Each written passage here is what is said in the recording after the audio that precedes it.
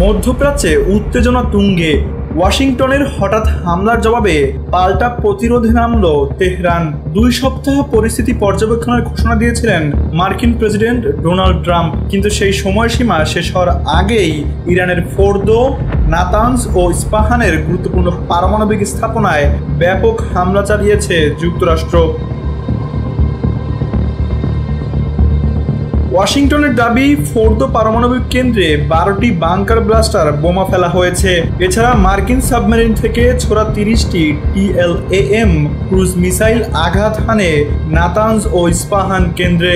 President Trump হামলাকে সম্পূর্ণ সফল বলে অভিহিত করেছেন। এ বিষয়ে তাকে অভিনন্দন জানিয়েছেন ইসরায়েলি প্রধানমন্ত্রী বেনিয়ামিন নেতানিয়াহু। ওই হামলার পর আর চুপ থাকেনি ইরান।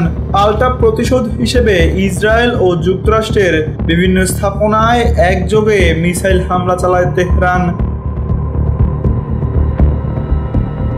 ইসরায়েলের তেল আবিবে অবস্থিত বেন গুরিয়ন আন্তর্জাতিক বিমানবন্দর, একটি জৈবিক গবেষণাগার সহ অন্তত 30টি লক্ষ্যবস্তুতে আঘাত হেনেছে ইরানি ক্ষেপণাস্ত্র।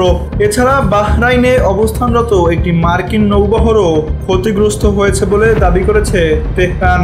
ইরানের পারমাণবিক কেন্দ্রগুলোতে হামলার পর আন্তর্জাতিক পারমাণবিক শক্তি সংস্থা IAEA জানিয়েছে, ফোর্দো, নাতানজ ও ইস্পাহানের আশপাশের এলাকায় এখনও তেজস্ক্রিয়তার মাত্রা আশঙ্কাজনকভাবে বৃদ্ধি পায়নি।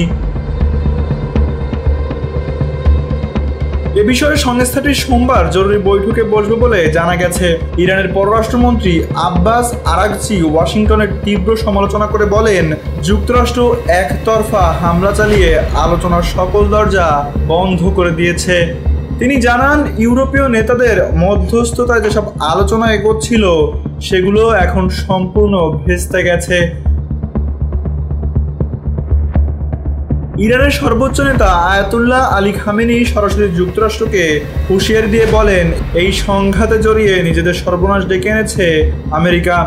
বিশেষজ্ঞরা আশঙ্কা করছেন এই উত্তেজনা আরও ছড়িয়ে পড়তে পারে গোটা অঞ্চলে। Tanvir Ahmed, NTV news.